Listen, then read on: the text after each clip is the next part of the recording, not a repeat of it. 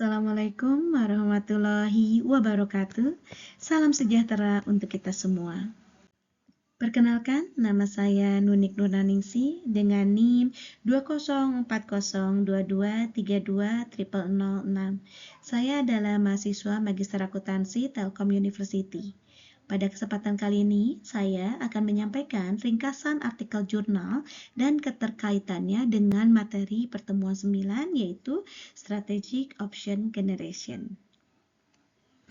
Perusahaan yang diteliti pada dua penelitian ini adalah penelitian pertama tentang perusahaan SmartEyes.id, perusahaan startup internalnya PT Telkom Indonesia, dan kedua meneliti dua perusahaan real estate terbesar di Vietnam, yaitu Novaland dan Hang Tinh. Pada kesempatan kali ini, saya akan menyampaikan 3 poin utama. Yang pertama, review jurnal ke-1 yang berjudul SmartEyes.id Business Expansion Strategy for Global Market Penetration Through the ENSOP Metric. Yang kedua, review jurnal kedua yang berjudul Comparative Analysis of Business Strategy of Novaland and Hang Tinh Corporation Using the QSBM Metric. Dan yang ketiga, keterkaitan jurnal dengan materi. Jadi, kita akan mencoba menyampaikan apa sih keterkaitan antara jurnal 1, 2 dengan materinya. Langsung saja kita review jurnal yang pertama, SmartEyes.id Business Expansion Strategy for Global Market Penetration Through the ENSOP Metric. Jurnal ini ditulis oleh Syufyani Aditya dan Desti Hapsari Kirana. Tahun publikasinya di 2024, volume 3, nomor 2, Universitas Padjadjaran Indonesia dengan publisher International Journal of Management and Business Economics. Abstrak penelitian ini adalah bahwa penelitian ini menggunakan ENSOP Metric untuk mengevaluasi strategi pertumbuhan SmartEyes.id termasuk pengembangan produk, pengembangan pasar penetrasi, dan diversifikasi. Hasilnya menunjukkan bahwa strategi pengembangan produk adalah pilihan terbaik untuk memasuki pasar global. Tujuannya ada 3 penelitian ini. Yang pertama adalah menentukan strategi ekspansi pasar global menggunakan ENSOP Metric. Yang kedua, mengevaluasi kelayakan strateginya dengan suitable, feasible, atau acceptable, yaitu SPA. Dan yang ketiga, memberikan rekomendasi strategi untuk penetrasi pasar dan pengembangan produknya. Pendahuluan dari penelitian ini menyoroti tentang pengembangan pesat produknya atau industri VR, virtual realities, yang berkembang pesat di kawasan Asia Pasifik dan Amerika Utara. Pertumbuhan ini didorong dengan mudahnya akses dan harga VR yang terjangkau. Melihat potensi pasar yang berusaha ini, perusahaan startup internalnya Telkom Indonesia yaitu SmartEyes.id berencana memperluas dari pasar bidang VR ini menuju pasar global. Maka SmartEyes.id menggunakan Metric ENSOP sebagai alat untuk menentukan arah mana sih strategi yang akan digunakan untuk pertumbuhan perusahaan yang paling tepat. Nah, di jurnal ini menggunakan ENSOP Metric. ENSOP Metric ini dapat terlihat pada gambar di sebelah. Metode penelitian ini menggunakan metode campuran, yaitu menggabungkan pendekatan kualitatif dan kuantitatif deskriptif melalui wawancara mendalam dan survei dengan skala Likert.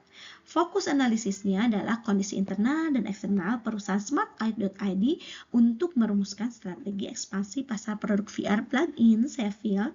Data analisis menggunakan metrik ENSOP yang membantu merencanakan pertumbuhan bisnis berdasarkan kombinasi produk dan pasar. Metrik ENSOP itu menawarkan 4 strategi utama. Yang pertama adalah market penetration atau penetrasi pasar, yaitu meningkatkan penjualan produknya itu sudah ada dan pasarnya juga sudah ada. Yang kedua adalah market development atau pengembangan produk, memperkenalkan produknya baru tapi pasarnya sudah ada. Yang ketiga adalah product development, yaitu pengembangan pasar, memperkenalkan produknya sudah ada tapi pasarnya yang baru. Dan yang keempat, diversifikasi. Diversifikasi apa? Memperkenalkan produknya baru dan pasarnya juga baru. Hasil dari penelitian jurnal pertama, yang pertama adalah strategi perluasan pasar.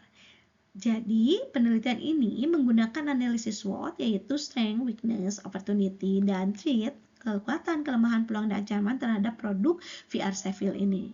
Kemudian dilakukanlah wawancara dan survei mengumpulkan informasi dari karyawan dan pihak terkait.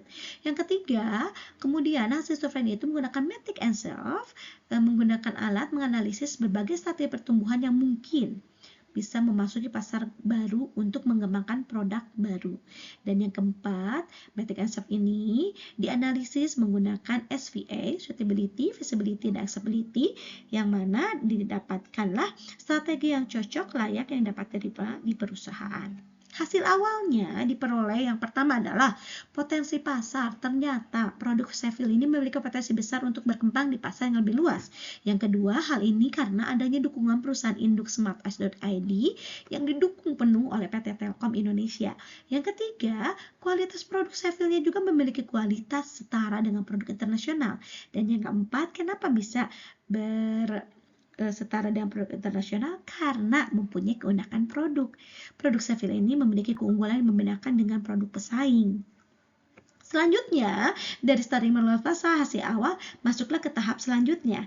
Dari sana, didapatlah kuesioner yang lebih lanjut. Dilakukanlah survei yang lebih mendalam untuk menilai kelayakan berbagai strategi pertumbuhan.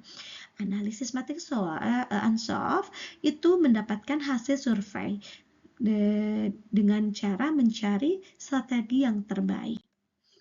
Nah, ini adalah hasil dari penelitian jurnal yang pertama. Yang pertama itu adanya Matic and Self, kemudian dianalisis dengan strategi SVA, ya, dianalisis, kemudian dihasilkanlah nilai indeks yang dihitung untuk setiap aspek Matic and Self-nya. Dari penetrasi pasarnya, SVA, pengembangan pasar, SVA, pengembangan produk, SVA, diversifikasi SVA, dihasilkanlah nilai indeksnya. Didapatkanlah yang pertama, market penetration mendapatkan nilai indeks 81%, market development mendapatkan indeks 83%, product development nilai indeksnya 88%, dan diversification nilai indeksnya 80%.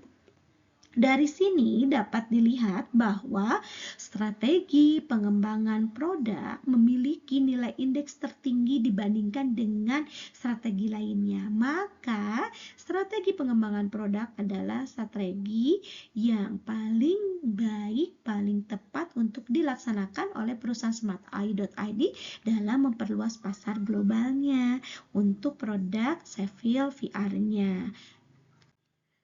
Nah, kesimpulannya berdasarkan Matic and Self dan evaluasi kelayakan dengan kerangka SVA, nomor 1, pengembangan produk 88%, artinya inovasi fitur Seville VR plugin untuk memenuhi kebutuhan industri menjadikan SmartEye.id memimpin di pasar VR global. Yang kedua, pengembangan pasar 83%, artinya ekspansi ke wilayah baru melalui kemitraan strategis, kolaborasi komunitas teknologi, dan pameran internasional.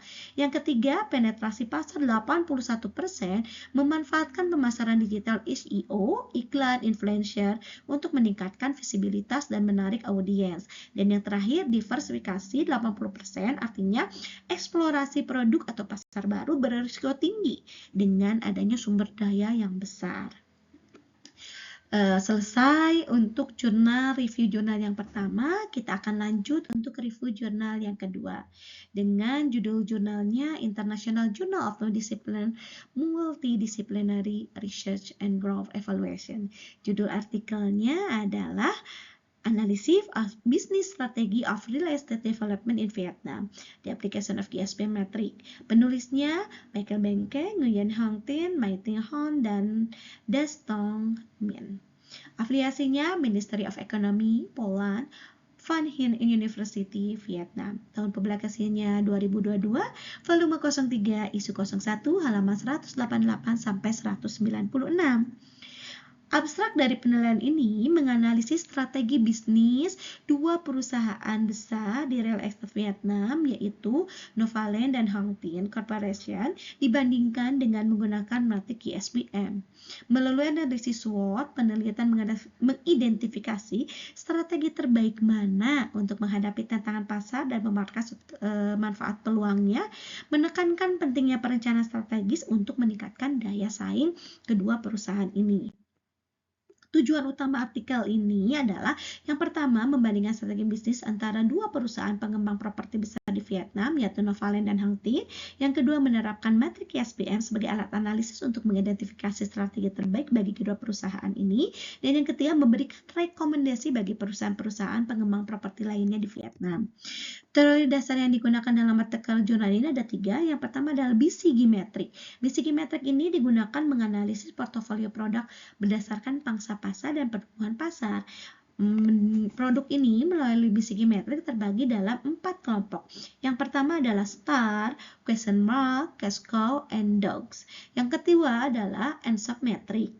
Seperti halnya di jurnal yang pertama, jurnal kedua juga menggunakan ENSOP Metric. ENSOP Metric ini membantu manajer dalam merencanakan strategi pertumbuhan melalui 4 cara: penetrasi pasar, pengembangan produk, dan diversifikasi. Yang berikutnya adalah yang QSPM, Quantitative Strategic Planning Metric, alat analisis strategi yang digunakan memilih strategi terbaik berdasarkan analisis SWOT, EV, dan EIFE, jadi External Factor Evaluation dan Internal Factor Evaluation. Berikut ini adalah perbandingan analisis SWOT Novaland dan Hang Tin Corporation. Di sana didapatkan strength, weakness, opportunity, dan challenge dari kedua perusahaan properti ini. Selanjutnya, dari hasil SWOT itu dilakukanlah QSPM, Strength and Weakness-nya of QSPM Metric in Business Analytics. Kelebihannya, yang pertama, membantu mengevaluasi daya tarik relatif berbagai strategi secara kuantitatif. Yang kedua, mencegah pengabaian faktor penting dalam proses analisis. Yang ketiga, membantu pengambilan keputusan. Yang kelemahannya, yang pertama, memerlukan penilaian intuitif yang baik bagi manajer. Yang kedua, bergantung pada kualitas input data dari metrik lain yaitu SWOT, EV, IVE, tidak sepenuhnya objektif. Yang ketiga ini, karena adanya bias manusia dalam pemberian nilai daya tarik. Hasil penelitiannya ini terbagi dalam 3 step. Step pertama, analisis SWOT, Novaland, dan Hang Tin. Kedua perusahaan memiliki kekuatan dalam merek, sumber daya manusia, dan potensi lokasi strategis. Novaland unggul dalam hubungan dengan pemberitaan efisiensi proyek, sementara Hang Tin lebih unggul dalam pengelolaan teknologi dan diversifikasi produk. Dari analisis SWOT ini, dilakukanlah penilaian melalui matrik ISBN. Novaland, strategi yang paling potensial adalah memperluas penetrasi pasar dan mengembangkan portofolio produk, terutama di sektor real estate, premium, dan properti wisata. Sedangkan Hang Tin, fokus utamanya adalah diversifikasi proyek dan optimalisasi teknologi seperti PropTech dan Fintech. Sehingga di step ketiga diperolehlah kesimpulan hasilnya bahwa yang pertama, Novaland memiliki kemampuan reaksi yang lebih baik terhadap peluang dan ancaman dibandingkan Hang Tin. Yang kedua perusahaan ini harus meningkatkan strategi pemasarannya, diversifikasi produk, dan pengelolaan sumber daya manusia untuk bersaing secara berkelanjutan. Selanjutnya,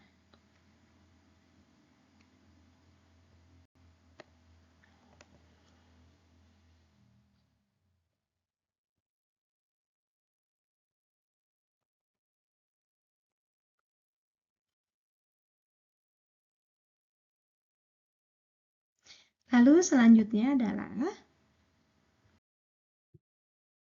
demikian review untuk jurnal kedua. Selanjutnya, saya akan mencoba mengeterkaitan isi jurnal dengan materi bab 9, yaitu Strategic Option Generation.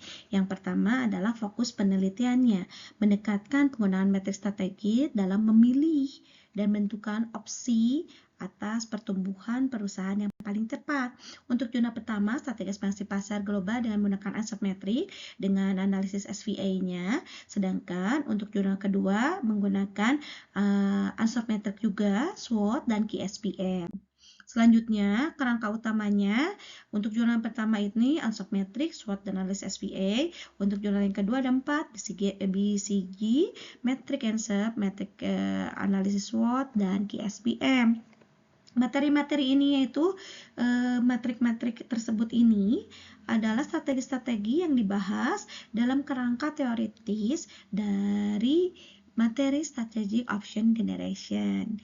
Di sini itu dilihatkan pertumbuhan bisnis dan pentingnya analisis kesesuaian strategi yang digunakan. Kemudian strategi yang diusulkan. Jadi setelah materi yang pertama itu menyatakan apa sih analisis sesuai strategi yang paling tepat untuk pertumbuhan bisnis, mengilustrasikan penerapannya terhadap produk dan perusahaannya. Nah, di jurnal 1 ini, penelitian ini mengembangkan produk memperluas pangsa pasar global, khususnya produk VA dan Seville. Sedangkan untuk jurnal yang kedua, itu penetrasi pasar, diversifikasi, dan restrukturasi perusahaan untuk meningkatkan daya saing. Yang kemudian, yang selanjutnya, metode analisis. Menurut Strategic Option Generation, pentingnya analisis kuantitatif dan kuantitatif dalam mengevaluasi kesesuaian strategi berdasarkan faktor internal dan eksternal. Dan hal ini sudah dilakukan oleh jurnal yang pertama dan jurnal yang kedua melalui survei kuantitatif dan wawancara untuk mengevaluasi strategi mana sih yang paling cocok untuk kedua perusahaan yang diteliti ini. Hasil yang utama dari jurnal ini disesuaikan dengan strategi option generation, bahwa nanti dari hasil analisis itu didapatkanlah satu kesesuaian strategi yang paling tepat untuk perusahaan. Dan hal ini untuk yang jurnal pertama, strategi pasar global dengan menggunakan asymmetric dan analisis SVA, khususnya pengembangan produknya. Sedangkan jurnal yang kedua, GSBM, menunjukkan strategi yang paling menarik untuk Novalen adalah penetrasi pasar, sedangkan Heng Tin mengutamakan diversifikasi. Sehingga menurut saya, dari kedua jurnal ini dengan kesesuaian materi strategi option generation, bahwa materi strategi option generation ini menjelaskan pentingnya kerangka kerjanya, seperti halnya asymmetric, SWOT, KSBM, bagaimana sih kerangka kerja ini menghasilkan dan mengevaluasi opsi strategi yang terbaik bagi perusahaan. Sedangkan pada jurnal-jurnalnya ini, di jurnal pertama, itu mengaplikasikan penggunaan asymmetric dan strategi pengembangan produk untuk ekspansi pasar global. Dan jurnal kedua memanfaatkan GSBM untuk menilai strategi mana dari kedua perusahaan yang paling terbaik dan menunjukkan integrasi dan strategis yang paling tepat atau opsi pilihan yang paling sesuai dengan kondisi internal dan eksternal dari perusahaan yang sedang diteliti. Oleh karena itu, teorinya ini sebagai kerangka dan jurnalnya sebagai aplikasinya. Hal ini berjalan seiringan dan akhirnya bisa membuat atau mendukung pengambilan keputusan strategis yang efektif sejalan dengan tujuan dari materi strategic option generation. Begitu. Demikian yang dapat saya sampaikan pada kesempatan kali ini. Mudah-mudahan apa yang saya sampaikan bisa bermanfaat untuk kita semua. Terima kasih. Assalamualaikum warahmatullahi wabarakatuh.